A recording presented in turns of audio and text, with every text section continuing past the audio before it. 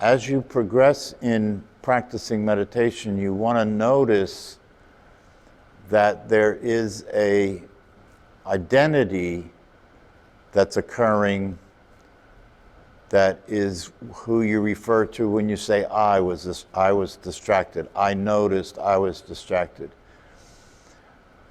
What this is all about is the recognition of the awareness that is there, aware of the I that notices.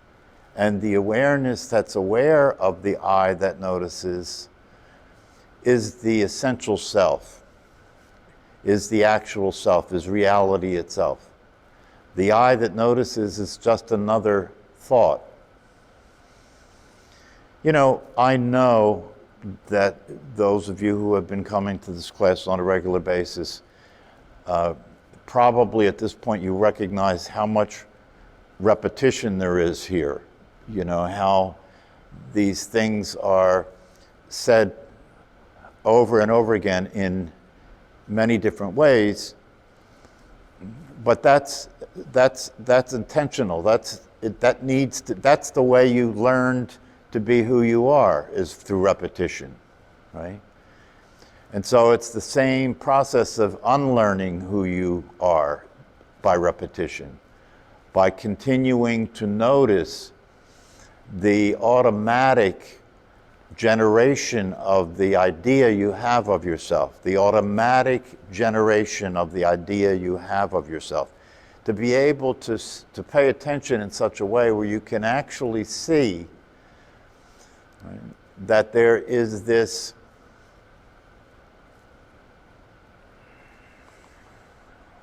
everything that happens, you see, it becomes so automatic, and it's like driving a car. Once you've been driving a car for a period of time, you're not actually even driving the car anymore. You're doing other stuff. You know, your brain has learned to drive the car, and so your brain drives the car and you do other stuff. It's the same type of thing that you learned over time through conditioning to identify yourself as a body and as a separate self and as a personality. And that became so habitual, so thoroughly imprinted in your mind and your brain, that it need not be noticed anymore. You're actually being it the way you drive a car. You're being who you think you are the way you drive a car. And it's not being noticed that everything that appears before you infers you. Everything that appears before you infers you. So there's thoughts, and the inference is they're my thoughts, right? There's a body in the mirror, and the inference is that's me, that's my body.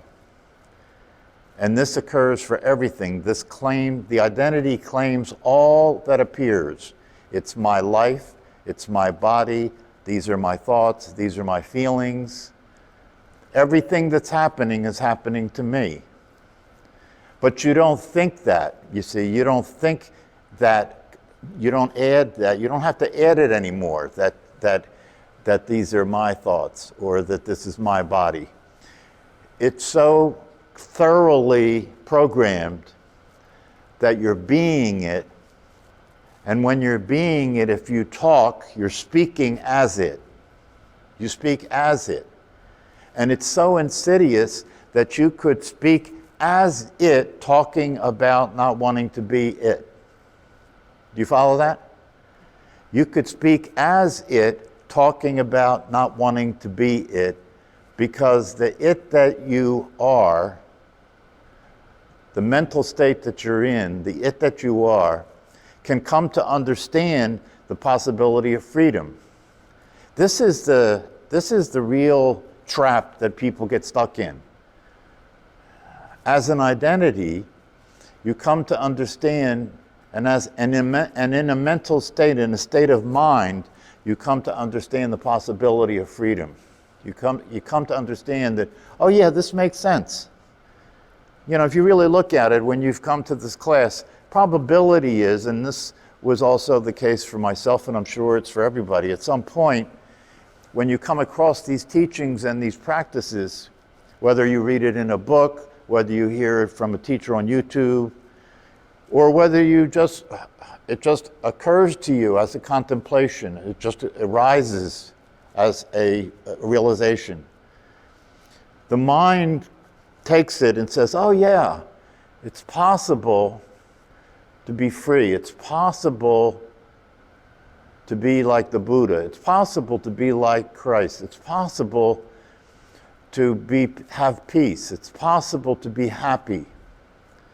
You know, this possibility is something that is there, even if you're completely identified with the appearances, the body, or you're completely identified with the idea that you have of yourself. The possibility that you hear about happiness and freedom and peace resonates with you.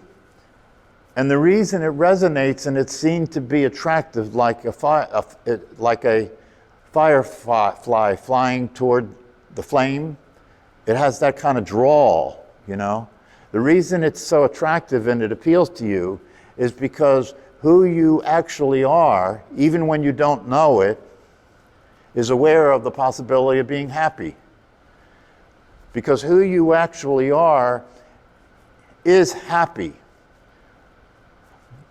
And so, since that's who you actually are, it is actually there. It's actually present in your awareness, but it is obscured and denied and unrecognized as available because of the attention being completely preoccupied with thinking and with your conditioning.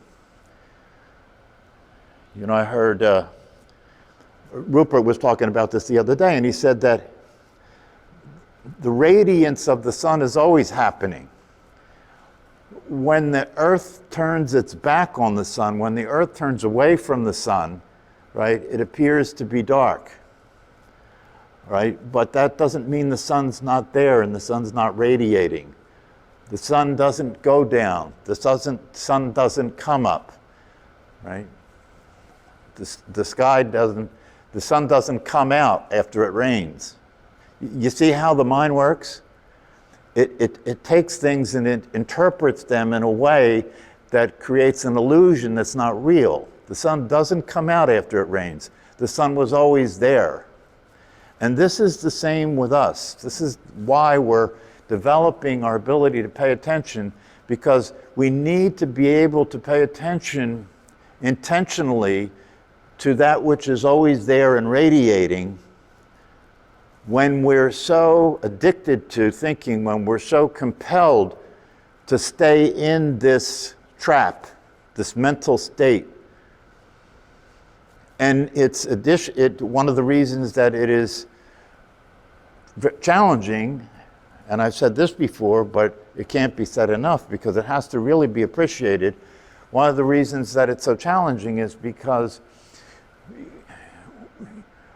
we're living in a pervasive dream. We're living in a world that is continually being seen as reality, continually being seen as true. And everybody is behaving consistent with what that truth is. Everybody's behaving as if time is real, yes? Everybody's behaving as if money will make you happy. Everybody's behaving as if something's right and something's wrong. Everybody's behaving as if the best is yet to come. These are mental creations that perpetuate this dream, that perpetuate this illusion in which we're trying to experience what we are. Yeah, everybody, you know, it's not the case that all of humanity understands the possibility of self-realization. It's not the case that all of humanity understands that there is this awareness that they are, that is the source of life, that is the source of happiness, the source of peace, and the source of freedom. But everybody does understand that happiness is something that everybody desires to experience. It's the motivation behind human behavior. If you look at human behavior, no matter how perverted it is, it's always to seek some gratification, some satisfaction, some peace, some happiness. It's always about that. And so you could say that all of humanity is seeking the experience of who they are. But since we've been conditioned to be attracted to and related to the objective world, right, it seems as though the fulfillment of happiness and freedom is somehow out there. Somehow out there, and it's somehow not now, it's somehow in the future, or even in the past, right? Some people talk about, how wonderful the old days were, right? It's either how wonderful the old days were, if you're old and you have less to look forward to, then it's how wonderful the good old days were. If you're young and there's more to look forward to, it's how wonderful it will be someday. You see how the mind just keeps generating this illusion that's a trap. There is no win involved in it. It's the casino. It's the casino effect. You experience temporary gratification just enough to keep you playing the game. And of course, it's not just that it's just enough to keep you playing the game, because there's also this agreement that it's the only game in town. There's the agreement among humanity that it's the only game in town. So you better figure out a way in this game to get what you want. You got to figure out a way in this game to get what you want. And that's why there are a lot of people who find themselves in a very restricted and limited position in terms of their ability to get what they want in the game. And so they're desperate enough that they'll do anything to get it. I met a lot of them in prison, right? The way they looked at life was, I was born into a situation in which there was very little possibility for me to have an even shot at getting what I want, at getting what other people had that appeared to make them happy. And so I'm not going to play by the rules. I'm just going to do whatever I got to do to get what I want. And then to complicate things, we have things like drugs that can alter your consciousness and put you into states of experiencing pleasurable sensations in the body, experiencing inhibition, experiencing that you don't care, that can be a distraction that can take you away from your troubles, like that. And so that just complicates the situation even further. I mean, even people who are spiritual seekers, right, who are addicted to going to retreats, or addicted to meditation practice, or addicted to certain teachers and so forth. That's just like another drug, because you can use the experience to distract yourself, to alter your consciousness and go into a state where you're feeling pleasurable sensations, or you're feeling altered states of consciousness. And many people who practice meditation, when they have those kinds of experiences, think that that's it. But teachers will tell their students that do not allow yourself to be distracted by those temporary states. Keep your eye on the goal. The goal is to experience the ability to be in the world, to experience the ability to have a personality and not be a personality. That's where the real satisfaction lies. Because then you get to experience being effective as a person in the world and free from the effects of being a person. Do you follow that? You get to experience being effective as a person in the world, but free from the effects of being a person. That's the real freedom. That's the real prize. So you're not trying to get rid of your ego. You're not trying to kill your ego. You're not trying to get rid of your personality. You're not trying to stop thinking. What you're doing is you're trying to stop trying anything and to allow what is already true to reveal itself, to allow what is already true to express itself.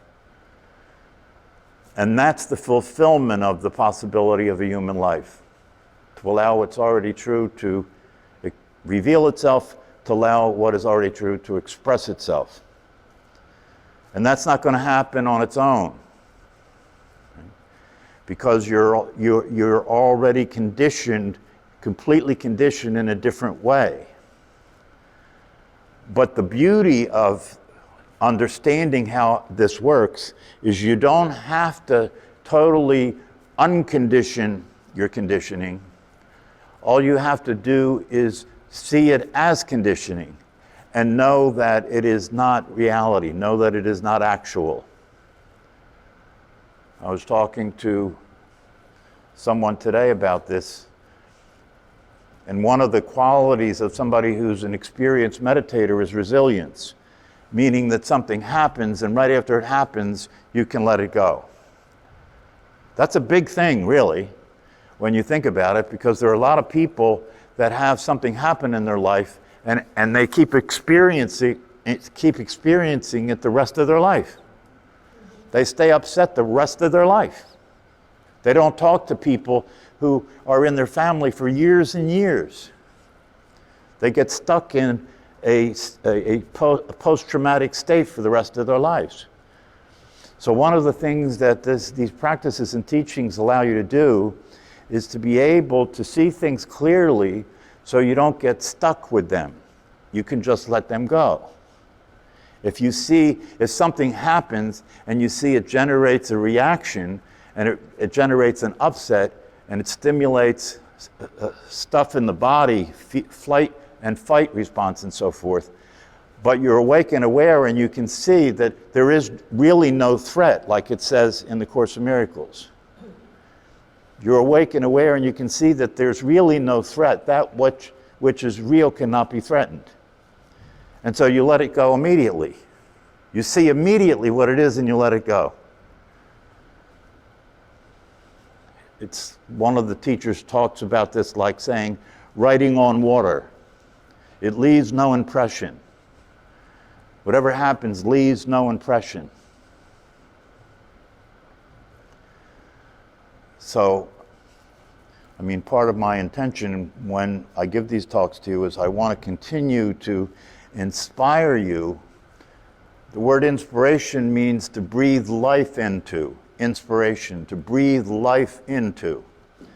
I want to continue to inspire you and motivate you to stay true to this path, to stay true to these practices, and trust that these practices will reveal the truth, reveal what's always already here. The more you practice meditation, the more you take attention away from the neural patterns that keep repeating the same patterns, it will break up the clouds. It will open up the sky so that the light can shine through. And gradually, for most people it's gradual, gradually you'll see more and more that you're at ease. Life is the way life is. You don't expect it to be different. And you can relax and allow that to be the case. It's really that simple. There's nothing you can do about it. Okay.